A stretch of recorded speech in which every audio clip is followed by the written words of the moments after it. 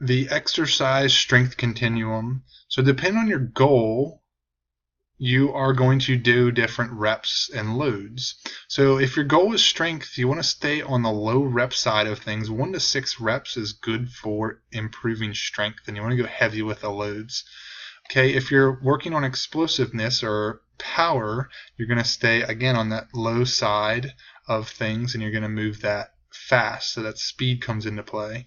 If you're working on hypertrophy, or this is muscle building or growth, the 6 to 12 rep range is ideal for that with a moderate weight. And then for muscular endurance, your 12 plus reps is going to work on certain physiological adaptations. So again, depending on your goal, you're going to do different reps and different load profiles.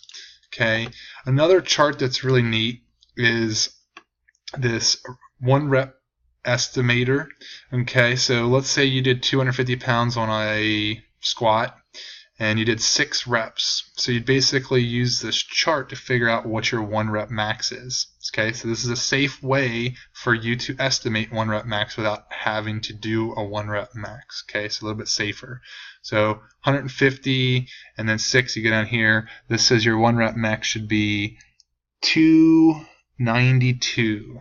Okay, so that is a good reference, and there's all these different charts and really cool things. Here's a website that I use. It's called exrx.net. So you can say, let's say 250 pounds, and we did it 6 times.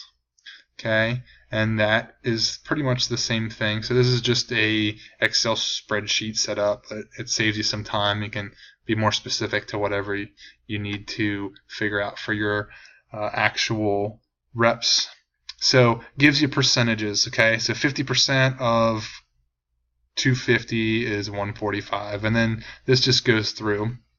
So there's some really neat kind of things that you can figure out and work as far as your training goals go. So you might see a workout with 75% of 1 rep max. So you would stay at about 215 or 220. Some of these you have to round because they're not absolutes, but really good helpful information for you.